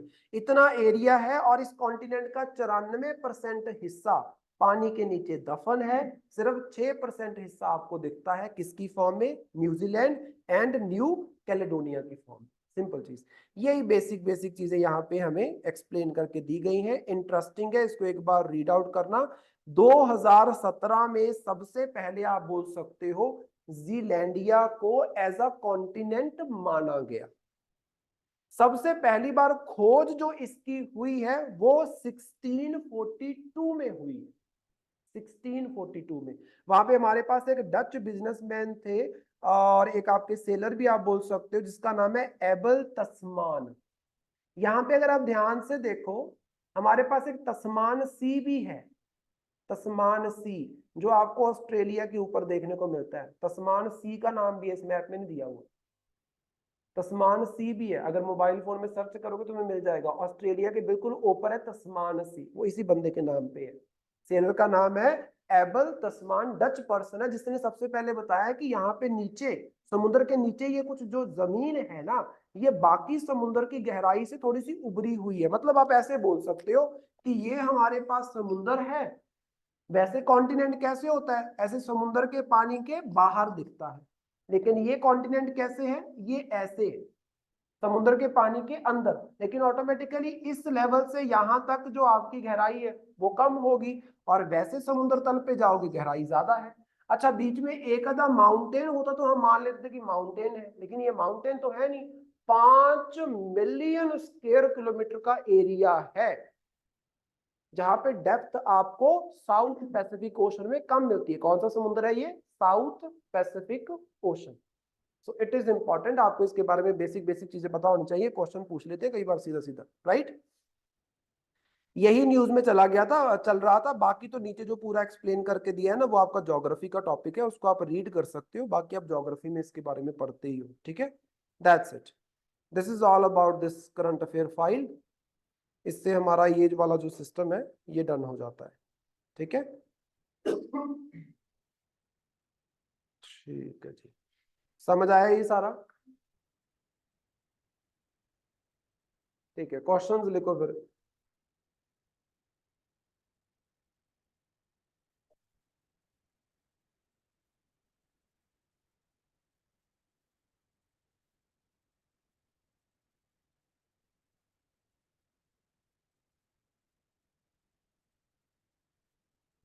पिछली बार जो क्वेश्चंस मैंने दिए थे वो लिख लिए, बेशरम, कोई हाल नहीं तुम लोगों के। नेक्स्ट क्वेश्चन लिखो फिर।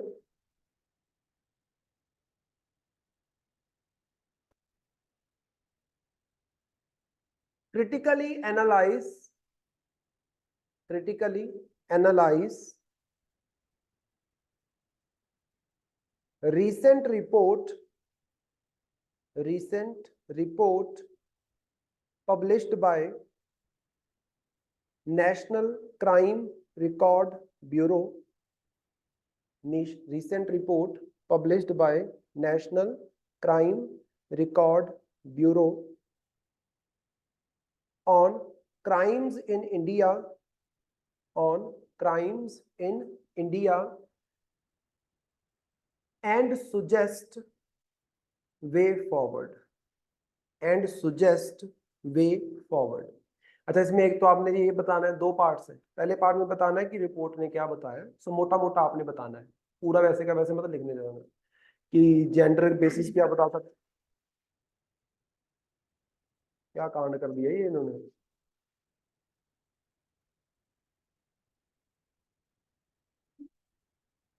आप ये बता सकते हो सबसे पहले कि ओल्ड एज के खिलाफ कितने केसेस आपको देखने को मिले, बच्चों के खिलाफ कितने मिल रहे हैं, वुमेन के खिलाफ कितने हैं, SC ST, जो सारा रिपोर्ट में दिया गया, तो उसके बारे में थोड़ा बहुत बता सकते हो, आप बोल सकते हो अलग अलग उसमें डिवाइड करके।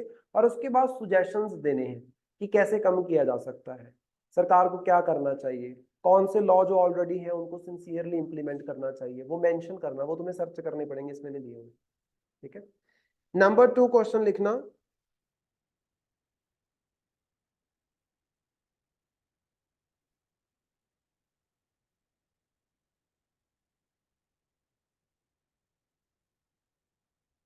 Explain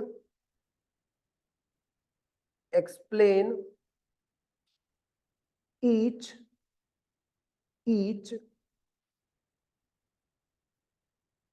intangible cultural heritage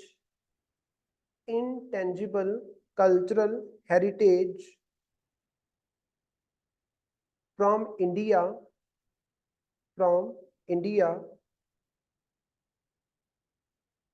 under UNESCO's list हर एक के ऊपर आपने ना 50-50 वर्ड्स में लिखना है।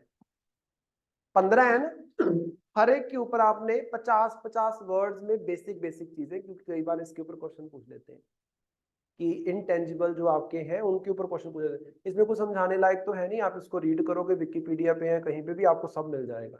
सो 50 वर्ड्स में जो मोस्ट इंपॉर्टेंट चीजें हैं, कहाँ पे होता है ये चीज, क्या इसकी इंपॉर्टेंस है, कल्चरली क्यों इंपॉर्टेंट है, क्या सिग्निफिकेंट या सिग्निफिकेंस आप बोल सकते हो ये रखता है, क्यों सिग्निफिकेंट हो जाता है, तो इसके बारे में आपने लिखना है। ठीक है, जो कि आपको इस कल्चर के बारे में थोड़ा पता चले। वैसे तो आर्ट एंड कल्चर में तुम लोग पढ़ोगे ही आगे चल के, जब भी पढ़ोगे।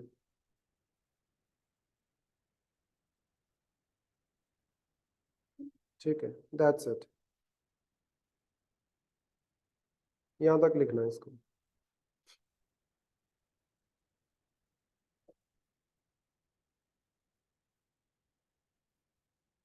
आज दूसरी क्लास भी है तुम लोगों की, वो सी सेट की कि नहीं? डेमो है ना आज? ध्यान से देख लेना। एक बार मैं भी डेमो देने आया था, शिखा बैठी हुई थी इधर। एक बार मैं भी जब आया था, मेरा डेमो था फर्स्ट डे, शिखा और दूसरा, नहीं ये नहीं था, ये नहीं थे, वो था, क्या नाम था उसका, नरेंद्र, है ना, नरेन, कोई तो नरेन बोलता है, कोई इसको नरेंद्र बोलता है। नरेन वो आया ही नहीं उसके बाद, अब नहीं आएगा ना वो। कैसा लगा था मेरा डेमो?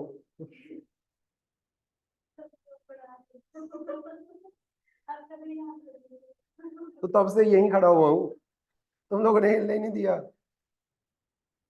सब कुछ पढ़वा लिया। वैसे ये तो मैं पढ़ाता रहा हूँ, ये तो सब है। लेकिन स्टिल थोड़ा ये हो जाता है।